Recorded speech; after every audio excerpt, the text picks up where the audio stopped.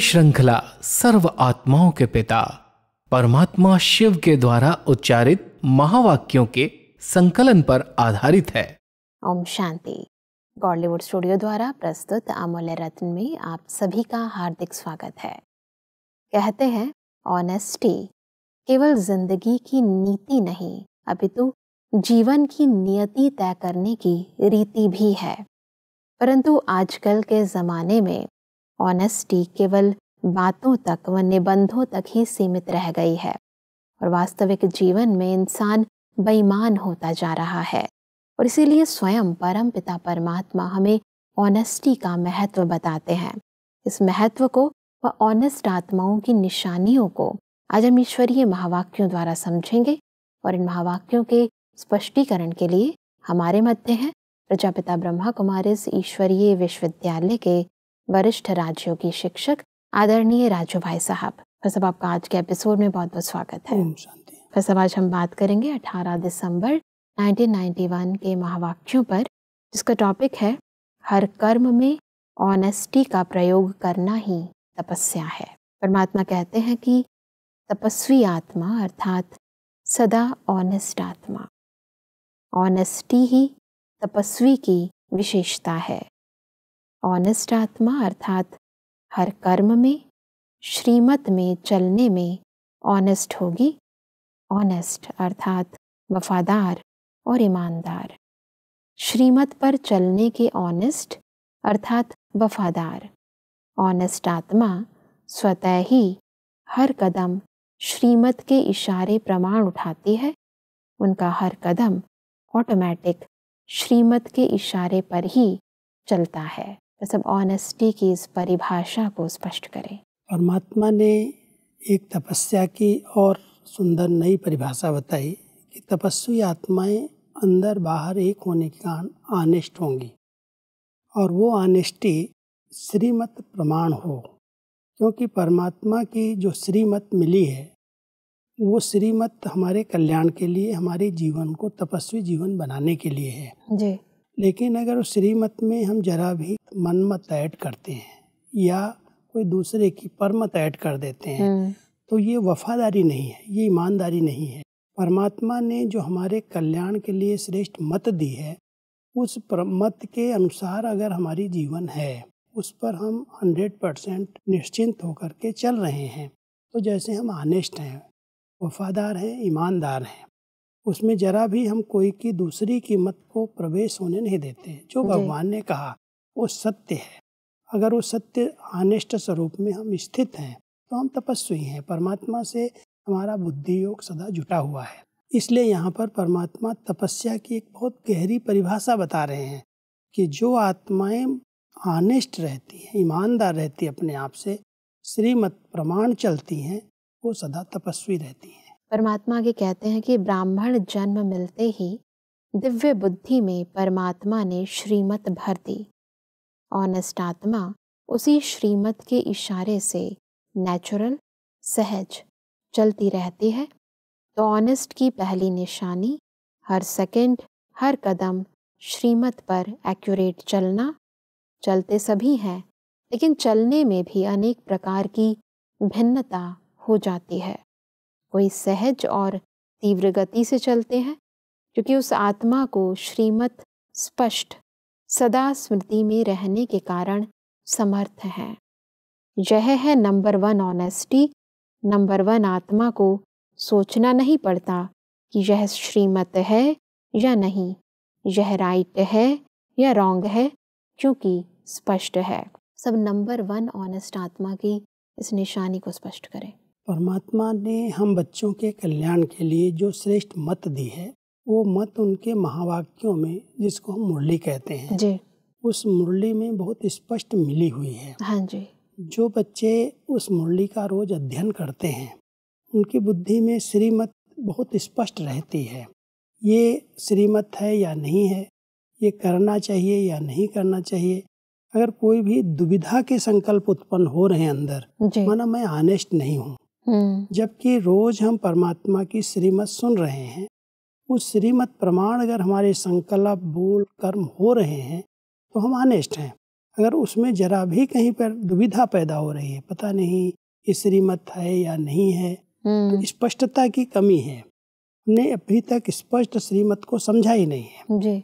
हमारे हर कर्म के लिए, संकल्प, बोल, कर्म, व्यवहार, हर बात के लिए परमात्मा ने श्रेष्ठ मत दी है, जिसको हम श्रीमत कहते हैं। उस श्रीमत प्रमाण जो आत्माएं चल रही हैं, स्पष्ट जानती हैं, वो सोचती नहीं है ये राइट है या रॉन्ग है, ये करना या नहीं करना, क्योंकि उनकी बुद्धि में स्पष्ट है। रोज बाबा के महावाक्य सुन रहे हैं कि बच्चे ऐसे करो, ऐसे करो, ऐसे करो। तो सब प्रकार की राय जो मत है वो परमात्मा ने अपने बच्चों को दी है, और उसका जिसके बुद्धि में चिंतन है, जो स्मृति में रखता है, वो समर्थ है, वो कभी भी दुविधा में आता ही नहीं है, क्योंकि उसके आगे हर बात स्पष्ट दिखाई देती है और उसी अनुसार वो चलता रहता है। बिल्कुल। परमात्मा कहते कि दूसरी आत्माओं को स्पष्ट न होने के कारण कई बार सोचना पड़ता है, इसलिए तीव्र गति से मध्यम गति हो जाती है। साथ साथ कोई सोचता है, कोई थकता है।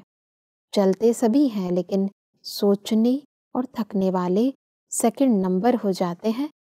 थकते क्यों हैं?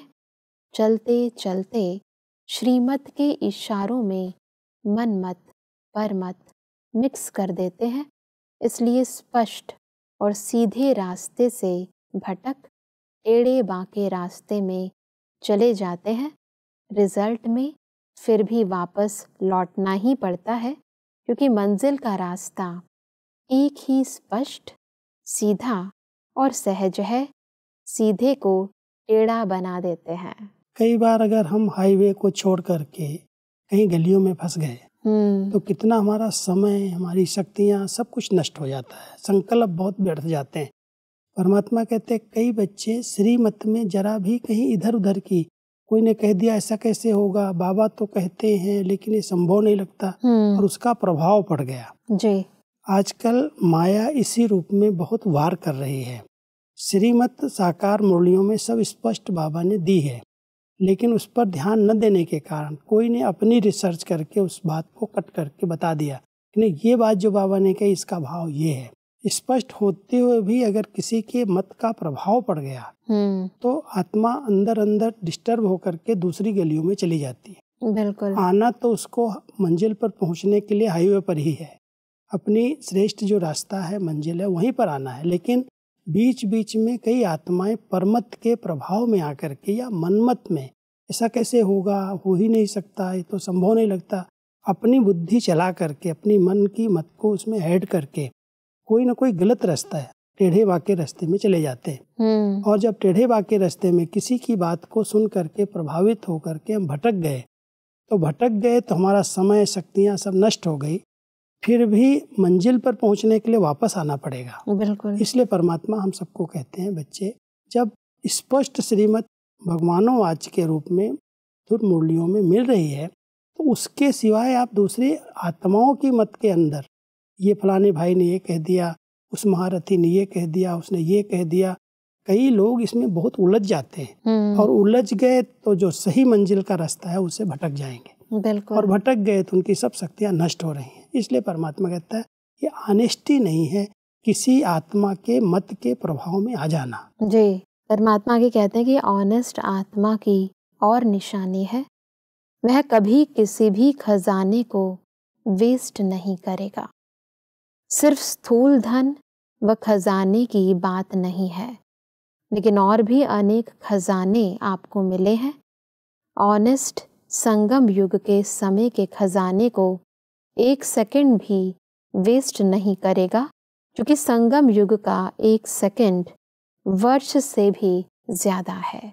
संगम युग पर परमात्मा ने हम बच्चों को अनेक खजाने दिए हैं। एक नहीं खजाना है, ज्ञान का खजाना सबसे बड़ा खजाना है, संकल्पों का खजाना है, समय का खजाना है, शक्तियों का खजाना है, बहुत सारे खजाने, केवल स्थूल धन ही खजाना नहीं है। जी। परमात्मा कह रहे हैं कि अगर तुम बच्चों ने कोई के मत के प्रभाव में आकर के संगम के इस समय को भी व्यर्थ कर दिया, गंवा दिया, संकल्प भी व्यर्थ में जा रहे हैं, तो ये आप बहुत बड़ा खजाना गंवा रहे हो। इसलिए ऑनेस्ट आत्मा किसी भी खजाने को व्यर्थ नहीं करती, उसको बचाती है, सेवा में लगाती है। बिल्कुल। परमात्मा आगे कहते हैं कि ऑनेस्ट की निशानी है वेस्ट नहीं करना, प्रॉफिट करना।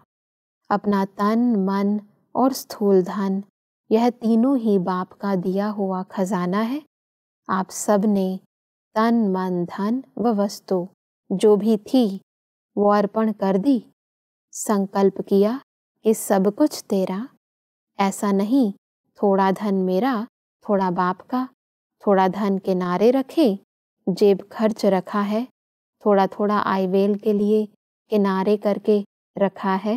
वह सब ऑनेस्टी की इस निशानी को स्पष्ट करें। क्योंकि परमात्मा कह रहे हैं, जब आप बच्चों ने परमात्मा के आगे संकल्प किया, ये तन, ये मन, ये धन जो कुछ भी है वो सब तेरा है। जब तेरा कह दिया तो फिर उस पर आपका अधिकार कहाँ रहा। लेकिन कई बच्चे तेरा कह करके, अर्पण करके फिर भी अपना अधिकार रखते हैं। कुछ बाबा के अर्पित करेंगे, कुछ छिपा के रखेंगे। कहेंगे आई वेल, कभी समय पर जरूरत पड़ गई, कहाँ से लाएंगे, किससे मांगेंगे। परमात्मा के आगे स्पष्ट नहीं है, वो ऑनेस्टी नहीं है। परमात्मा ने अपने बच्चों को जो खजाने दिए हैं, जो हमें दिया रिटर्न करके, मैंने अर्पित किया, ये तन मन धन तेरा है। परमात्मा ने कहा मैं क्या लेकर के करूँगा, मैं आप बच्चों को दे रहा हूँ, इसको ट्रस्टी बन करके संभालो और संभालते हुए इसको बढ़ाओ, सेवा में लगाओ। बढ़ाने का तरीका सेवा में लगाना। अगर हम इस तन को सेवा में लगाते हैं तो तन हमारा स्वस्थ तंदुरुस्त रहता है। बिल्कुल। मन को परमात्मा के कार्य में लगाते हैं तो मनमना भाव रहते हैं, मनसा शक्तिशाली बन जाती, मनोबल बढ़ जाता है। धन को अगर हम सेवा में लगाते हैं तो हम अपने आप में संपत्तिवान, धनवान बनते जाते हैं। बिल्कुल। लेकिन कई बार मनमत जो ऐड हो रही है यहाँ पर, वो ऑनेस्टी नहीं है। हमने दिया परमात्मा को और कहा कि ये सब आपका है, और फिर हम अपने लिए, परिवार के लिए, व्यर्थ के इधर उधर के नाम मानसान के लिए अगर वो संपत्ति खर्च कर रहे हैं, किसी को बांट रहे हैं, दे रहे हैं, माना हम ऑनेस्ट नहीं है। परमात्मा की संपत्ति, उसके खजाने को हम व्यर्थ कर रहे हैं। इसलिए परमात्मा हमारे ध्यान खिंचवा रहे हैं। ऑनेस्टी किसको कहा जाता है? एक पैसा भी जो प्रभु की अमानत है वो कहीं भी व्यर्थ नहीं जानी चाहिए। वैसे परमात्मा कहते हैं कि कोई भी वस्तु, कोई भी स्थूल धन, कोई भी मन से संकल्प और तन से व्यर्थ कर्म करना या व्यर्थ समय गंवाना तन द्वारा, यह भी वेस्ट में गिना जाएगा। तो ऑनेस्ट तन को भी व्यर्थ के तरफ नहीं लगाते, संकल्प को भी वेस्ट में नहीं लगाते। जहाँ भी रहते हो, चाहे प्रवृत्ति वाले हैं, चाहे सेंटर वाले हैं, चाहे मधुबन वाले हैं, सबका तन मन धन बाप का है। वह प्रवृत्ति वाले समझते हैं कि हम समर्पण तो है नहीं, तो मेरा ही है। नहीं, यह तो बाप की अमानत है। तो ऑनेस्टी अर्थात अमानत में कभी भी खयानत नहीं करें। परमात्मा बहुत गहरी बातें बता रहे हैं। कई बार हम समझते हैं जो समर्पित हैं उन्होंने ही तन मन धन बाबा को दिया है, हम तो प्रवृत्ति में रहते हैं। परमात्मा कहते हैं जब तुम परमात्मा के बच्चे बन गए और बच्चे बनते ही ये वायदा किया है, संकल्प किया कि ये प्रभु सब कुछ तेरा है, तो तेरा कहने के बाद कहीं पर भी मेरेपन का अधिकार अगर है और हम कहीं भी इसको व्यर्थ कर रहे हैं, तन को भी अगर हम गलत रास्ते पर ले जा रहे हैं, कोई ऐसे काम में इसको हम लगा रहे हैं, तो भी एक अमानत में ख्यानत है। परमात्मा ने हमें अमानत के रूप में संभालने के लिए दिया है। कह रहे हैं कि अगर आप सेंटर पर रह रहे हो, मधुबन में रह रहे हो या अपने प्रवृत्ति के स्थानों पर रह रहे हो, आप सब मेरे बच्चे समर्पित हो, बुद्धि से समर्पित हो जी। इसलिए कहीं पर भी रहते हुए सदा ये भावना रहे ये सब प्रभु की, परमात्मा की देन है। ये तन उसका है, ये मन उसका है, ये धन उसका है जी। उसके सिवाय मुझे कहीं भी नहीं लगाना। जो उसकी श्रीमत है उसी प्रमाण मुझे इसको यूज करना है। बिल्कुल। अगर जरा भी कहीं व्यर्थ गया तो वो जैसे डिसऑनेस्टी, ऑनेस्टी नहीं मानी जाएगी। इसलिए परमात्मा हमारा ध्यान खिंचवा रहे हैं कि परमात्मा की अमानत को कहीं पर भी व्यर्थ नहीं खर्च कर सकते, नहीं लगा सकते। इतना अटेंशन चाहिए। बिल्कुल। परमात्मा कहते हैं कि कई बार अपने बुद्धि के अलबेलेपन के कारण व शरीर द्वारा कार्य में अलबेलेपन के कारण छोटी छोटी वस्तु वेस्ट भी हो जाती है। फिर यह सोचते हैं कि मैंने यह जानबूझकर नहीं किया, हो गया, अर्थात अलबेलापन। चाहे बुद्धि का हो, चाहे शरीर के मेहनत का अलबेलापन हो, दोनों प्रकार का अलबेलापन वेस्ट कर देता है। तो वेस्ट नहीं करना है, 1 से 10 गुना बढ़ाना है, न कि वेस्ट करना है, जिसको परमात्मा सदा एक स्लोगन में कहते हैं, कम खर्चा बाला नशीन। वैसे अक्सर ये अलबेलापन आत्माओं में नजर आता है, इससे कैसे छूटे?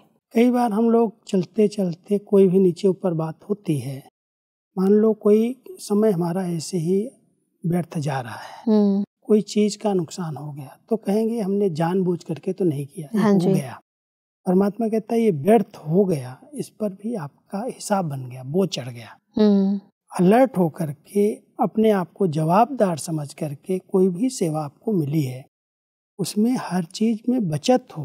मान लो आज कोई डिपार्टमेंट मेरे को दी गई है, परमात्मा ने, बड़ों ने हमारे पर विश्वास रखा है, ये अच्छी तरह से उसको संभालेंगे, हाँ जी। इसको संभालेंगे, बढ़ाएंगे।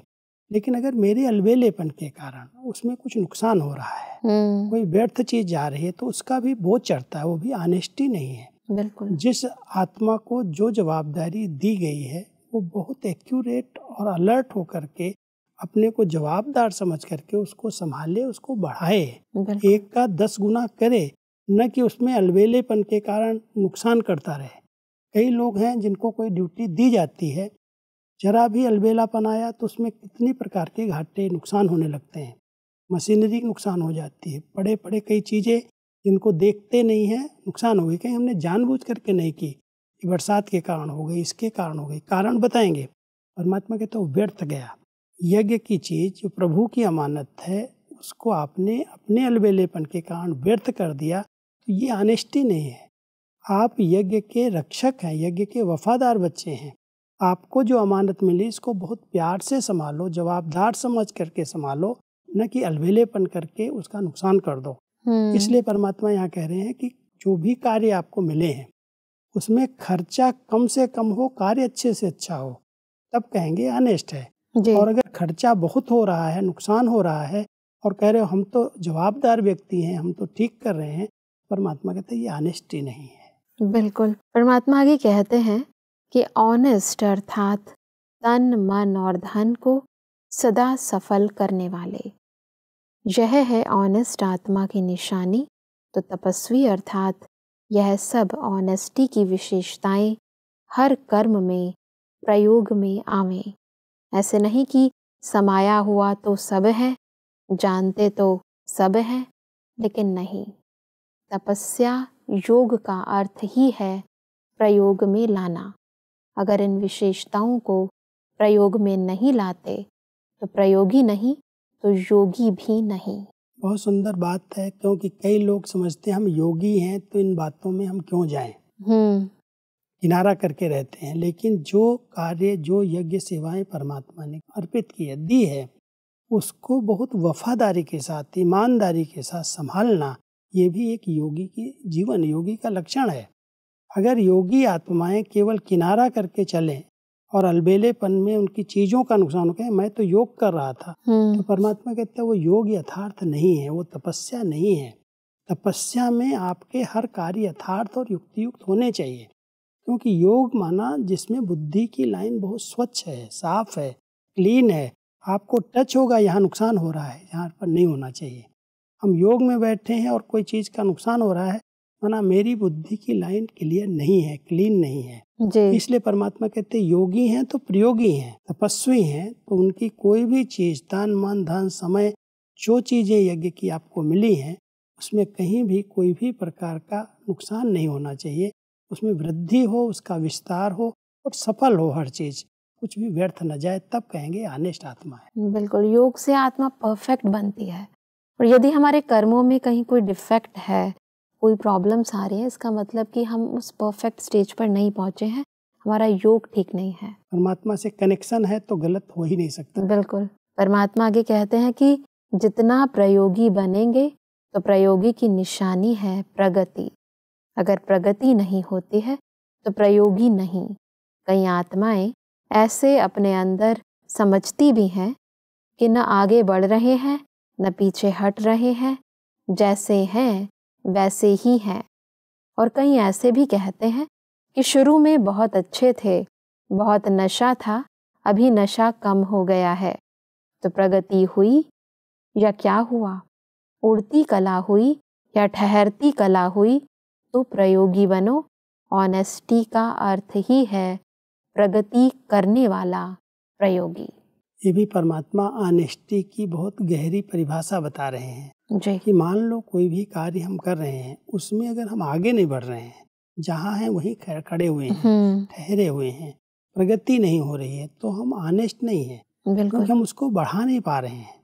तो परमात्मा कह रहे हैं इसको बहुत महीनता से, गहराई से चेक करो कि जो चीज़ें हैं, जो हमें परमात्मा से अमानत के रूप में चीज़ें मिली हैं, उनको हम कहाँ तक आगे कर रहे हैं, बढ़ा रहे हैं।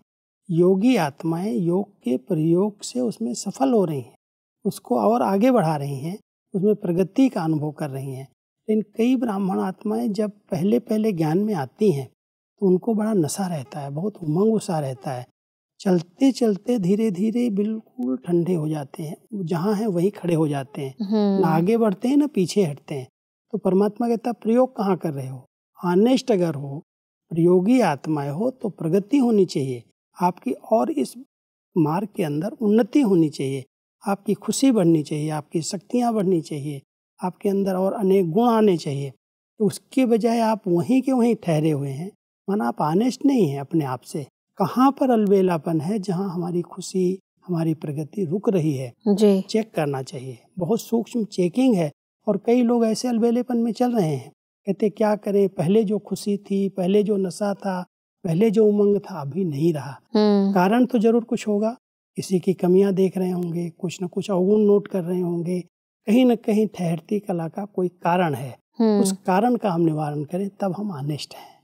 जैसे परमात्मा कहते हैं कि जो ऑनेस्ट होता है उसके ऊपर बाप का, परिवार का, स्वतः ही दिल का प्यार और विश्वास होता है। विश्वास के कारण फुल अधिकार उसको दे देते हैं। इसी आधार से तो हमारा ये यज्ञ आगे बढ़ रहा है। जी। बड़ों ने हम लोगों पर विश्वास रखा, ऑनेस्टी के आधार से बड़ों का विश्वास हम जीत सकते हैं। जी। इसलिए परमात्मा हम सबको इसकी बहुत बड़ी विशेषता सुनाते हैं। जो बच्चे बाबा के यज्ञ में ऑनेस्ट होकर के रहते हैं, बड़ों का उन पर विश्वास है, और विश्वास के आधार से आज इतनी यज्ञ की वृद्धि और प्रगति हो रही है। बिल्कुल भाई साहब, आज हमने ऑनेस्टी की गूढ़ परिभाषा को यथार्थ रीति समझा और कैसे इस गुण को हम अपनी लाइफ के अंदर प्रयोग में लेकर आएं और प्रगति करें, उस विधि को भी जाना। स्पष्टीकरण के लिए आपका बहुत बहुत धन्यवाद। ओम शांति। दर्शकों, आज के महावाक्यों में परमात्मा ने कहा कि ऑनेस्ट आत्मा सदा हर कदम श्रीमत प्रमाण चलती है, वह किसी भी ईश्वरीय खजाने को व्यर्थ नहीं गवाती। परमात्मा ने कहा कि ऑनेस्ट अर्थात तन मन धन को सफल करने वाले, सदा प्रगति करने वाले प्रयोगी। परमात्मा ने कहा कि ऑनेस्ट आत्मा के ऊपर बाप व परिवार का स्वतः ही दिल का प्यार और विश्वास होता है। दर्शकों, आज के महावाक्यों से संबंधित यदि आपके मन में कोई भी प्रश्न है तो आप हमें ईमेल कर सकते हैं। हमारा ईमेल आईडी है amulyaratna@godlywoodstudio.org। अगले एपिसोड में एक और अव्यक्त वाणी के साथ आप सभी के समक्ष हम फिर हाजिर होंगे। तब तक के लिए लेते हैं इजाजत। ओम शांति। मुख्य सार। ऑनेस्ट आत्मा की निशानियां। हर सेकंड, हर कदम श्रीमत पर एक्यूरेट चलना। कभी किसी भी खजाने को वेस्ट नहीं करेगा। वह अमानत में कभी भी खयानत कर नहीं सकता। स्वतः ही बाप का व परिवार का प्यार अनुभव होगा। मुझे ही ऐसा शरीर, परिवार, काम और साथी मिले हैं। कभी नहीं कहना कि कड़ा हिसाब है। यह हिसाब सहन शक्ति को बढ़ा देता है। प्रकृति भी पर है, स्व नहीं। प्रकृति की तरफ देखना भी प्रदर्शन हो गया। अगर ड्रामा के राज को जान जाए तो क्यों क्या का क्वेश्चन उठ नहीं सकता।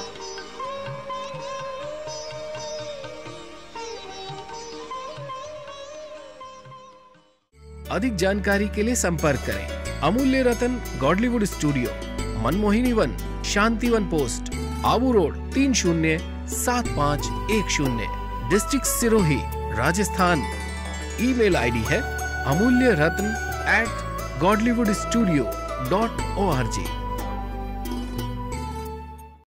इस श्रृंखला को प्रजापिता ब्रह्मा कुमारीज ईश्वरीय विश्वविद्यालय के सेवा केंद्रों पर क्लास में नियमित रूप से चलाने के लिए गॉडलीवुड स्टूडियो से संपर्क करें।